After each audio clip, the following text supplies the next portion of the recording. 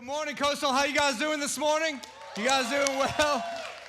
Welcome, welcome, welcome. My name is TJ. I'm one of the pastors here. If you're a guest with us, yeah. I don't really know what else to say on that, but man, we're glad you're here, and maybe you're new here with us for the first time, and you're going, I'm not really sure about that. Here's what I would say to you. It will all fit together in the end, and one of the reasons we do things like this is because we get a lot of our ideas about love and sex and relationships from music and movies. It's where most of us have gotten our education when it comes to relationships. And so we've been educated wrongly, and we're going to help you break some of those myths here today. We're going to set a foundation. But I also want to let you know that in this series, all throughout the series, we're going to be talking about things that are pertinent to people that should be in this room. And so if you have younger age kids, like fifth grade and under, we have an incredible environment called Coastal Kids that's designed specifically for their age groups, because we're going to talk about some things that maybe you're not ready for them to hear. For junior high or middle school and high school kids, listen, some of you parents are like, my kids don't know anything yet. Yes, they do. But I think they should hear what God actually has to say about those things, rather than allowing the world to continue to educate them on relationships when the world really sucks at it, okay? And so we're going to spend some time. We're going to deal with love and sex. We might even talk about some rock and roll, who knows. But also in this series, one of the things we love to do every time we do a relationship series is we love to answer questions. And so they're going to throw a number up. And throughout this series, if you have questions about relationships, text them in. One weekend, we'll take an entire weekend. We'll just answer questions. Your questions about what's going on, and we want to help you formulate some really great relationships based on what God says and how he intended for relationships to be. And one of the reasons we do this, and some of you, if you've been here long enough at Coastal, you're going to feel like, man, I've heard some of this before. Because every time we do a relationships series, people always come up to me and go, man, Pastor TJ, I wish I would have known that 5 years ago or 10 years ago, or when I was starting my relationship. Why didn't anybody tell me this?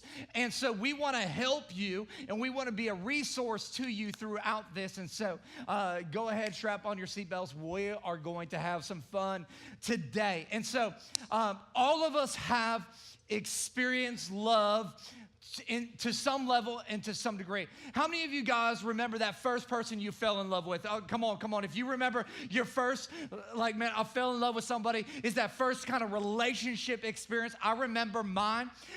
Her name was Stephanie, and I'm not going to say her last name because this is posting on social media, and this is being broadcast on the web, and I don't want it to get weird. But it was a serious relationship. I was 5 and she was 6. What? I liked older women, okay? Don't hate the player, hate the game, okay? And so this is what I learned very early on in our relationship is Stephanie, she understood her feelings. I did not understand my feelings. Stephanie knew how to express her feelings. I did not know how to express my feelings. And I remember one day we were out on the playground, and Stephanie walked up to me, and she goes, TJ, I like you. And she proceeded to give me a kiss right there. To which I went out to reach out to embrace her, put her in a headlock, and gave her a noogie. At which point, she said I was mean and broke up with me, and I was heartbroken. This is detrimental. I've been in counseling ever since, working through it. But we all start naturally as kids knowing that there is this some sort of connection that we're supposed to have with other people, and there's this relational element. And this is what I know as kids, man. Kids can be brutal when it comes to breakups, can't they? I found some love notes from kids, and this is the Keenan. It says, Dear Keenan, I'm sorry we have to break up. You always try to make me laugh, but you're just making yourself look bad. We're over for real. And it had love, but she crossed it out from Stevie. Stevie, you ain't playing with Keenan. How about this one? This is Brock. Why do you not talk to me? We have relationship problems. I don't want to get a divorce, not a divorce. When you're young, it's a divorce, just in case you were wondering. But we might have to. I'm so sorry. Love Paige. Girls, man, y'all breaking some hearts here. But Delandron's going to take one for the guys. He's going to go from Delandron to Crystal. I'm breaking up with you. P.S. Happy anniversary, though. 1 month. It's really hard to do this. He's confused. I told you, guys don't get the relationship game.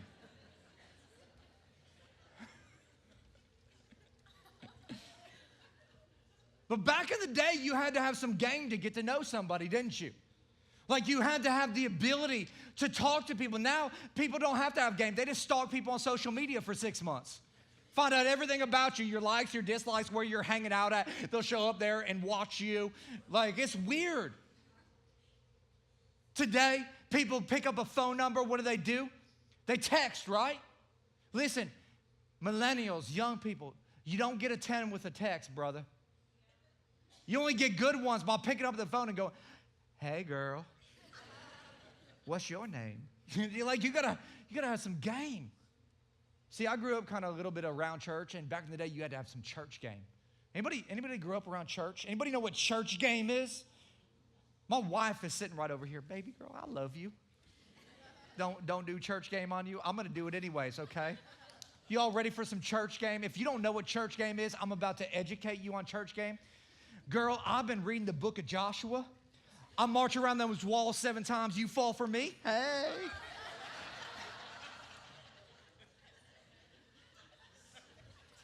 Girl, you must be made out of water because Jesus turned you into fun. Yeah. Oh, y'all don't even know what's about to happen in this series. Some of y'all are like, turns into. Like, I'm going to write that down. That's good right there, Pastor TJ. Anyways. Back in the day, we had like real heartbreak. Like when I got rejected right there, we had real heartbreak, and we had like real heartbreak songs. We had songs like, strumming my pain with his fingers.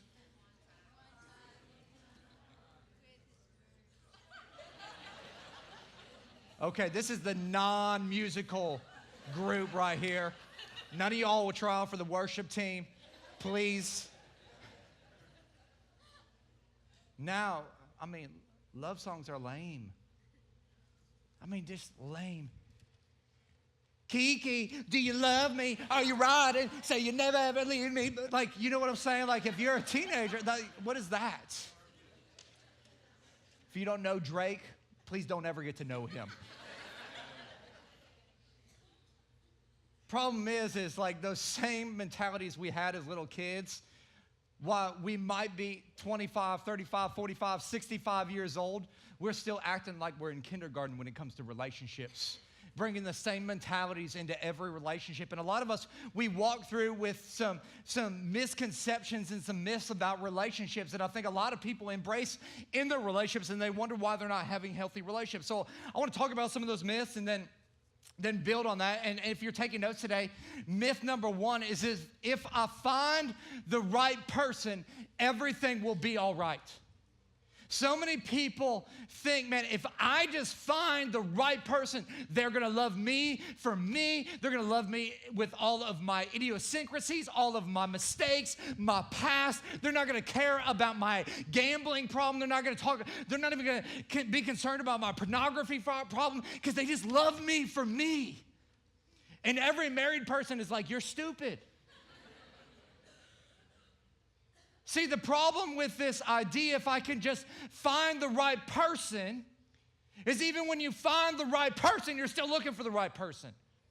Because a lot of us, what happens is we find that right person, then they start behaving in ways that we did not expect them to behave, and we come to the conclusion that they must not be the right person anymore.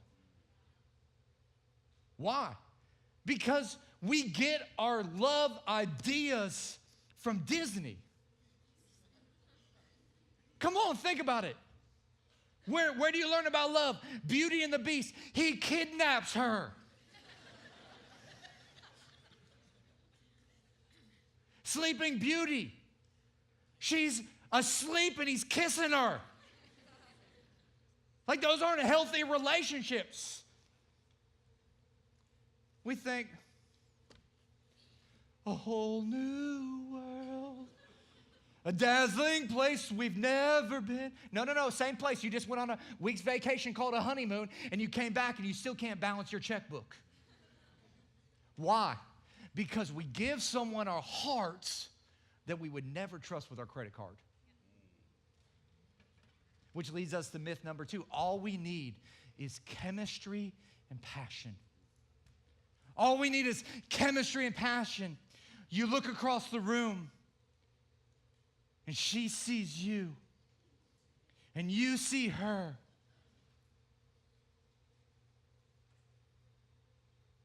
And all of a sudden, love's got me looking so crazy right now. Love's got me looking so crazy right now. Crazy, crazy, crazy, because that's what happens to you. Right? You go, oh my gosh, you're a human, and I'm a human. You like dogs, and I like dogs. We're so connected. So much in common. Science has actually figured out that there is this phase in a relationship called the in-love phase. It lasts from 6 weeks to 18 months. Where they say that in your body, what happens is your body starts to release endorphins into the pleasure center of your life, and it makes you obsessive compulsive about a person. It's why in the beginning of a relationship, you'll go, oh my gosh, her laugh is like a bubbling brook. It just warms my heart. But 6 months later, you're like, her laugh is like a wild hyena. And it drives me insane. Why? Because the endorphins are running out.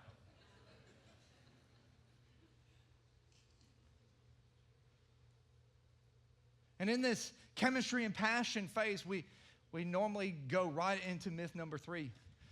We need sex. Some dude's like, hold on. Listen, we got to talk about sex.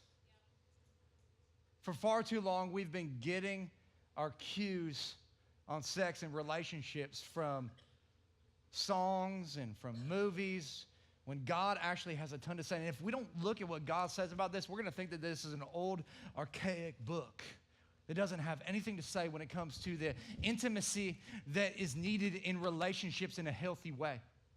And so many of us, we think, I need sex. So what do? You jump in and you act like that person is a car, and you go, I got to test drive this to make sure we're compatible, to make sure it's good, to make sure we work. I need sex. Sex is not a need. Air, water, those are needs.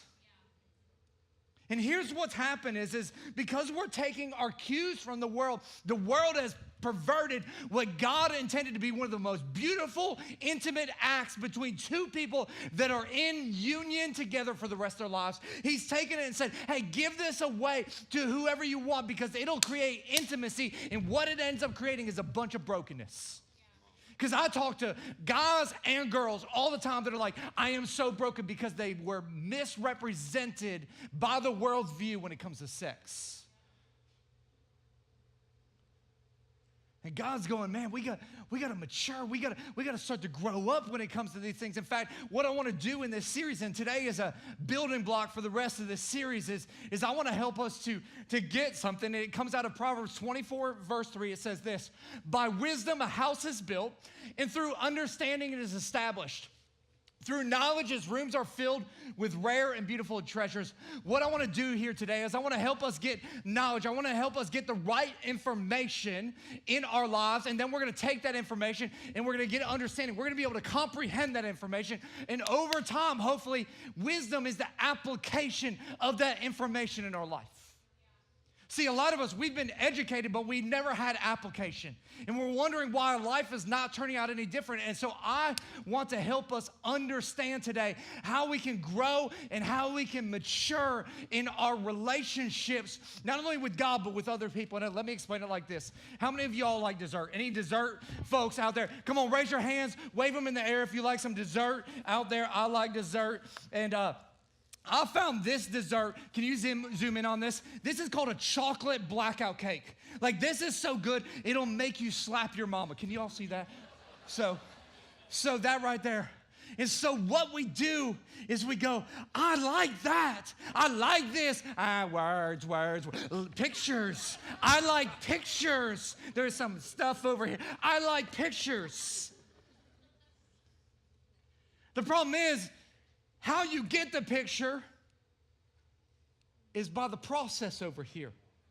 But a lot of us, because we're immature in our relationships, we're going, where's the book with pictures? And you walk around and you look at people and you go, can you give me this? Can you give me this? Can you give me this? I just want to go to the bake shop of love where it makes me feel good and it makes me happy.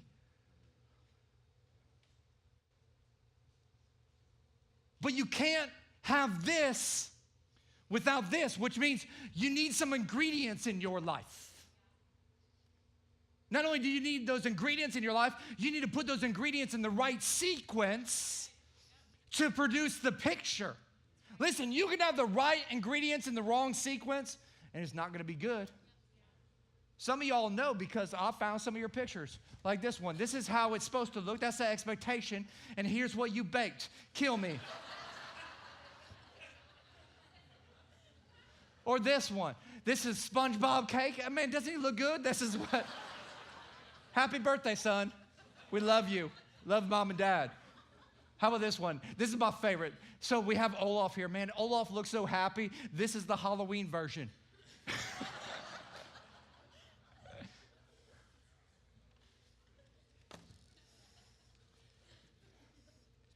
Problem is we want the picture. We just don't want the process that produces the picture. And so what happens for so many of us is we're not studying what it takes to produce this. And we're walking around life and we're mad at people and we're angry at God and we're blaming others because we haven't got the ingredients in the process that God needs to instill in our lives to produce the picture of a healthy relationship. See, you want to know what a healthy relationship looks like? It looks like this right here. It's built on these spiritual, social, interpersonal, emotional, winky face. That's physical. That's for marriage. But that's not how we build relationships traditionally. Traditionally, what we do is we start right here. We start with winky face. They look good. Want some of that. And what we do is we have this thing called lust. I want that. Give me that. That will make me feel good. And we move from physical to emotional really quick because what we're looking for is what makes me feel good. What makes me, I just want to have those feelings. And so what we do is because we're driven by our feelings, we take our relationship under the covers before it's ever covered by God. We're wondering why it's not blessed. But it makes me feel so good.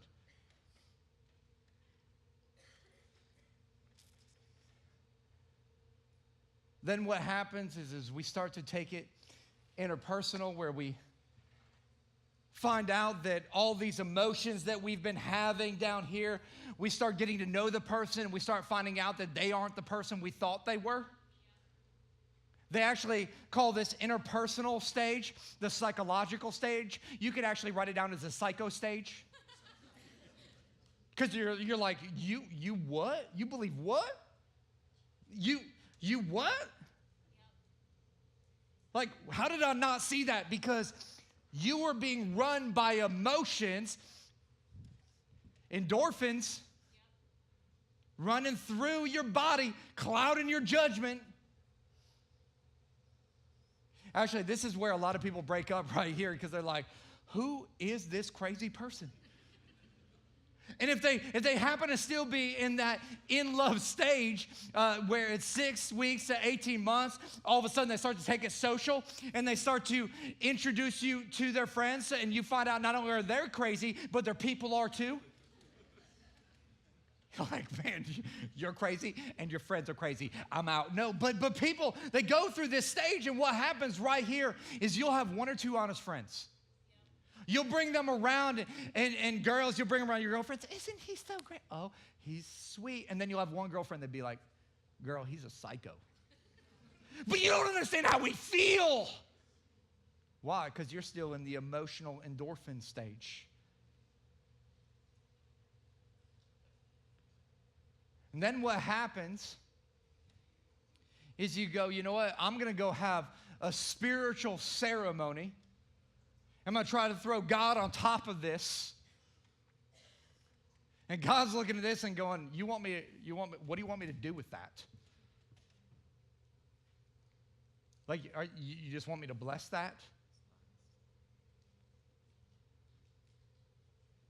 And the reality is right here, what ends up happening is the weight of your guilt and the weight of your shame and the weight of your sin is like this thing that is so heavy on your life. And you think to yourself, well, man, I got to get it all together. And instead of having a relationship with God, you start to follow rules and regulations, trying to earn God's love, and you end up with religion.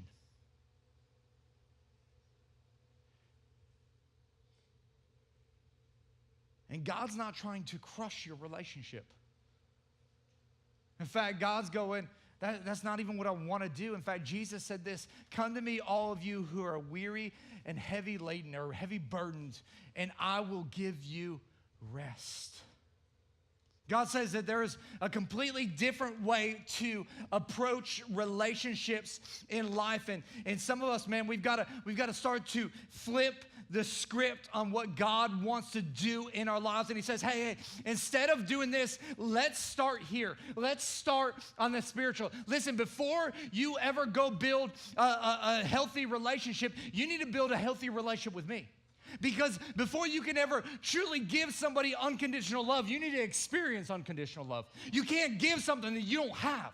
You can't give something that you haven't experienced. That's an impossibility. And so you need to go to discover what true love looks like, what true sacrifice looks like, what true meaning looks like. And that starts and begins with a relationship with me. So this is where you begin. Whether you're a married person in here, whether you're a single person in here, you start right here. You start building your foundation in Christ. But TJ, I have needs. And you're like, but I need this. Here's the problem when you think that you need things.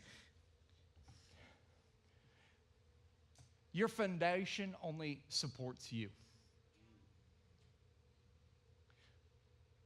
So that means that you're satisfied, but everybody else is hurt. And you're wondering why your kids have issues. You're wondering why your relationships stop working very well.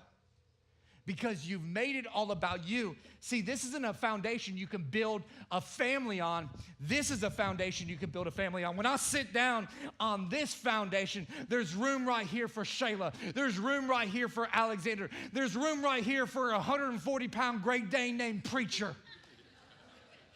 Sometimes I wish there wasn't, but there is. We need to set a firm foundation. Listen, you get in this book and you start looking for the right person. How do I find the right person? This book really has nothing to say about that. But you start getting in this book and asking God, how do I become the right person? This book will come alive to you.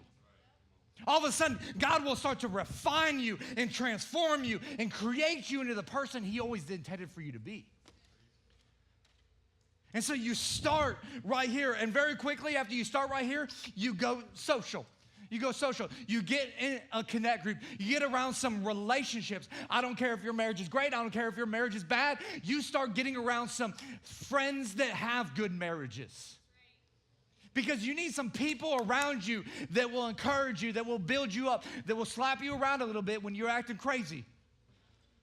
You need that in your life. Single people, get in a group because you just never know, right? If you're having marriage trouble, this is an important element. You build your foundation on God, you start to get in a group, and then you take it interpersonal. You start to get to know that person again. But what about how I feel? It doesn't matter. Notice that there's no emotion involved right here. You want to know why? Because emotion follows motion.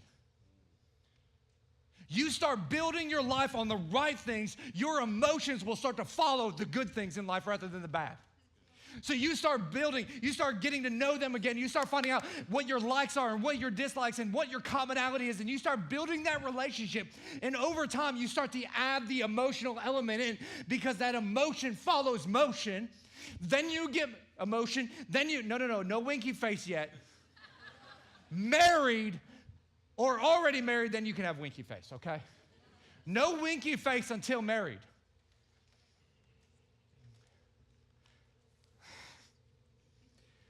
That, my friends, is how a relationship is supposed to work. And I know some of you are in here and you're going, but TJ, mine doesn't look like that. It's broken. And you don't know how he makes me feel. Listen, you can't have emotional healing until you have some spiritual healing. You need to go back and allow God to do a work in your life. Single people. If you're in here and you've been building your relationship the wrong way, you need to break up. Somebody just looked at their person like, is that why you brought me here today?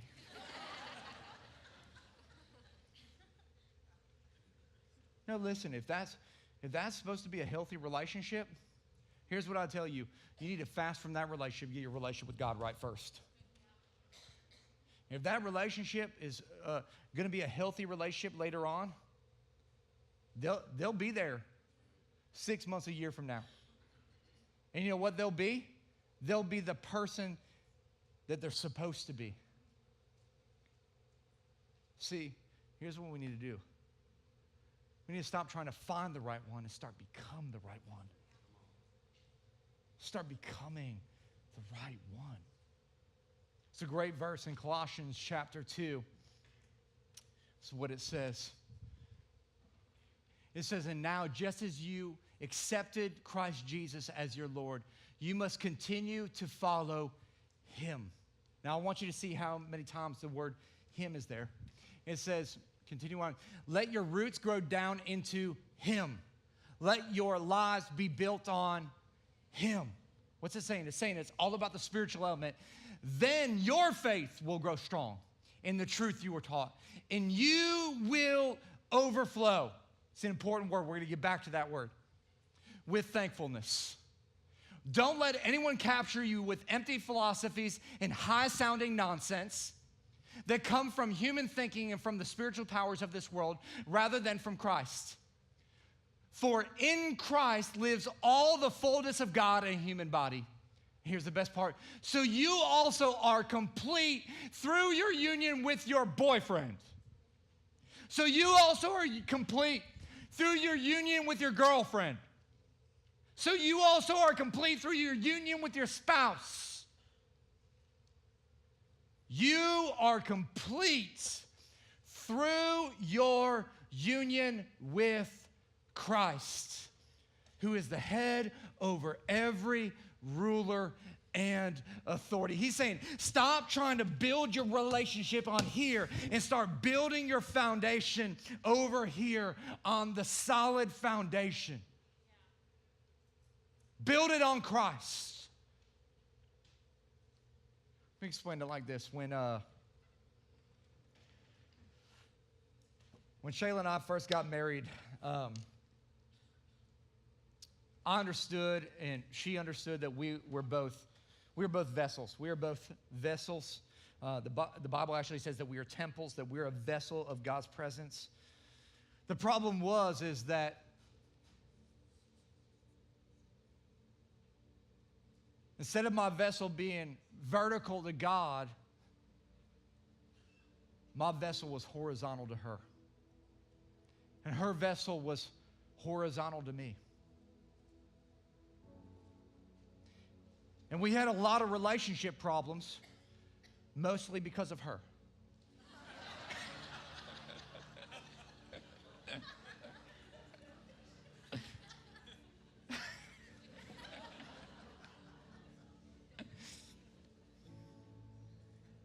And I was looking to her to fill me with love and joy and peace and patience and long suffering. And so many of us, we walk in and we're like, you completely Jerry Maguire. No, Jerry Maguire does not complete you. Jesus Christ completes you.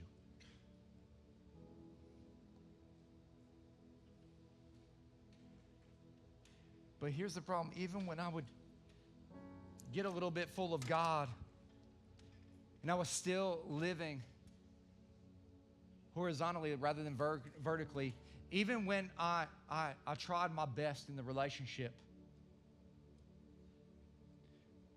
it always left me empty.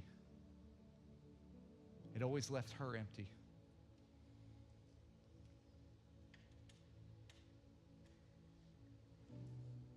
Because I was looking to her to give me something that only God could give me. And some of us, we have been sucking our spouse dry, demanding that they give us something that they were never created to be able to give.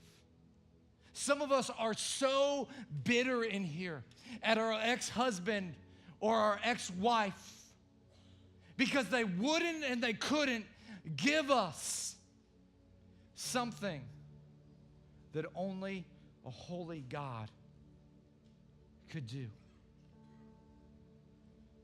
But here's what happens is when you begin to live from a place that says, you know what, Shayla, you can't fill me up. You don't have the ability to fill me up. Only Christ can fill me up. Man, I will love you, I will care for you, but I can't give you what only God can give you. And when I stop looking to you as my source, and I start looking to Christ as my source, and I go, God, I need you to fill me with love and joy and peace and patience and long suffering. God not only fills me up, but he overflows my life. And that overflow, because he's my source, now I become a resource for my spouse. I become a resource for my family. I become a resource for everyone around me because I've found that I've got to get vertical with God and make him my everything. Listen, the system the world has sold us is broken, but God has given us an answer. Let's make ourselves complete and overflowing, not through somebody else, but by building our foundation on the one who's worthy to be built upon. Would you guys bow your heads and pray with me?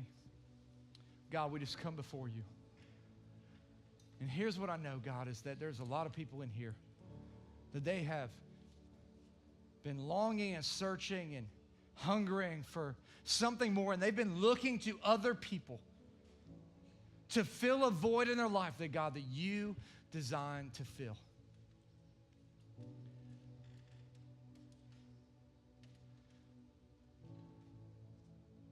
God, you're the only one that can complete us. You're the only one that can meet us right where we are in our moment of desperation, in our moment of brokenness, and put us back together and fill us.